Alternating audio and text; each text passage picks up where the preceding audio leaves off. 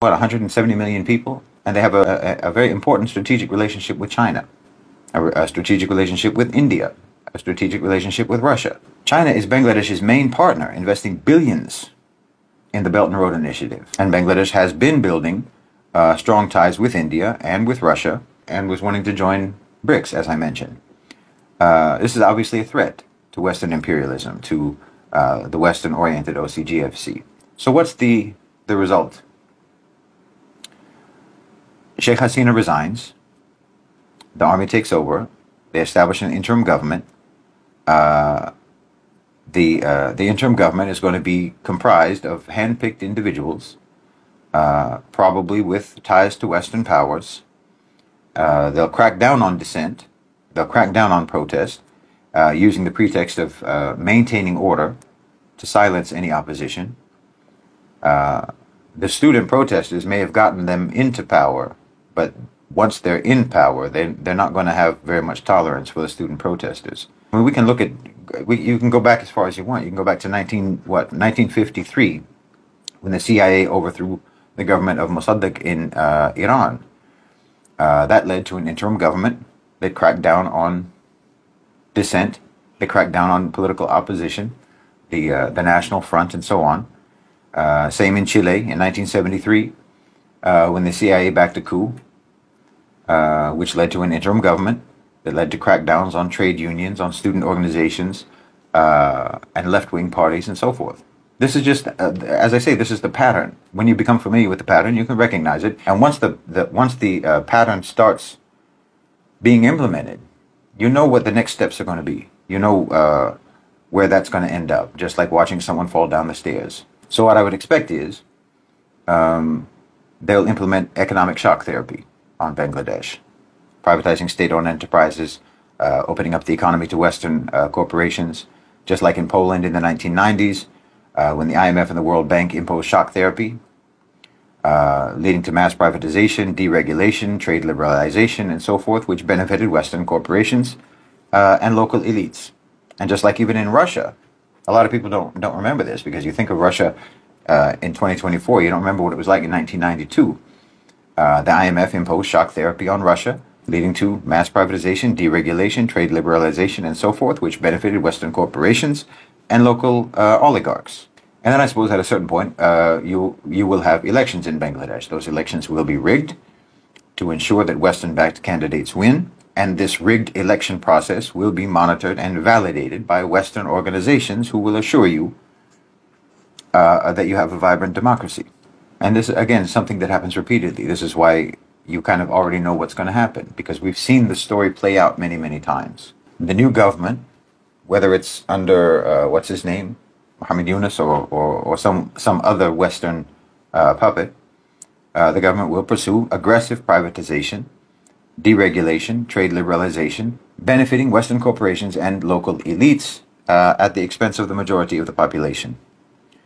They will align Bangladesh's foreign policy with Western interests, including supporting US-led wars, sanctions, and interventions. Just like in Ghana in 1983, when the IMF and the World Bank imposed structural adjustment reforms leading to mass privatization, deregulation, and trade liberalization, which benefited Western corporations and local elites, just like in Argentina in the 1990s, when the IMF and the World Bank imposed structural adjustment programs leading to mass privatization, deregulation, and trade liberalization. You get the point. They will crack down on civil liberties, using the pretext of national security to suppress freedom of speech, freedom of assembly and association, and so on. And obviously China will be marginalized as much as they can. They'll marginalize China as much as they can, and you'll probably be offered, Bangladesh will probably be offered new IMF and World Bank loans, which you will immediately accept, even though you already owe over $12 billion to the IMF and the World Bank. And your new government will agree to the loans and agree to the conditions on the loans, and Bangladesh can forget about any aspirations of achieving economic sovereignty or political independence. That's what the future, that's what you achieved by these protests and by the toppling of Sheikh Hasina. The United States is engaged in a concerted effort to regain its sphere of influence globally, particularly in regions where the BRICS nations are gaining traction. This strategy involves a combination of diplomatic, economic, and military measures and political manipulation, political infiltration, political coercion, political interference to sway countries towards the U.S. orbit and prevent them from falling under the influence of BRICS. We're seeing this all over the world.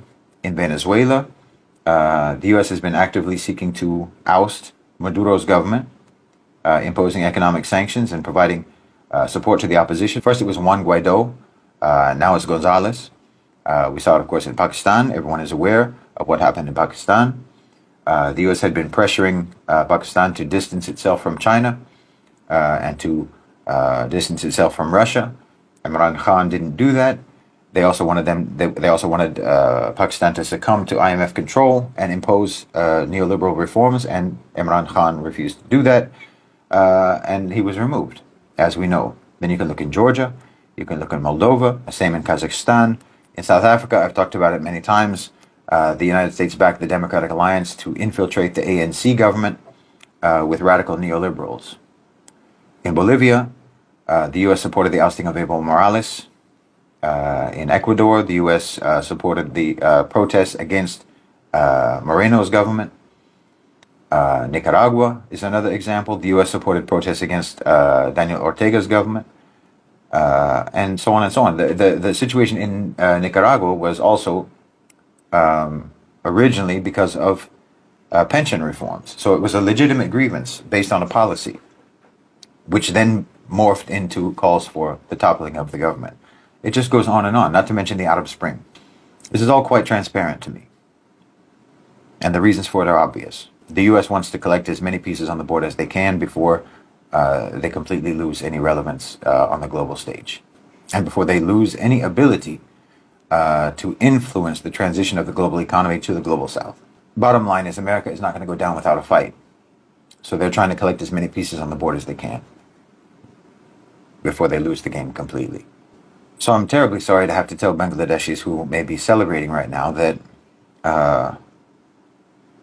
what you're celebrating today, you are soon going to regret. Your celebrations will soon turn to regret. And you will end up actually missing the days that you lived before this happened. You'll miss the way Bangladesh was before this happened. Because the powers and the players that are operating behind the scenes are worse than the government that you just toppled. And they will do much worse than what was done by the government that just got toppled. So the real struggle in Bangladesh is actually just beginning now. But again, if the pattern plays out, as it has played out everywhere else, the opposition is not likely to even understand what the real struggle is. And even if they do understand what the real struggle is, I would expect that the repression in Bangladesh is going to be so severe and so comprehensive that the national trauma will likely be so bad that most people will simply succumb. Now, you know, everybody told me, because they always tell me this, they told me that I don't understand Bangladesh, and that it's a unique situation, that Bangladesh is unique, that Sheikh Hasina's government was uniquely corrupt, and the protests were unique in their nature and so forth. Well, the fact of the matter is that nothing that has happened so far is even remotely unique in any way whatsoever. So now would be the opportunity for Bangladesh to actually assert their uniqueness. And that would mean maturing their opposition, maturing their political understanding, maturing their resistance against what is going to be a much more challenging form of oppression than what they have faced thus far. And I sincerely pray that they will be able to do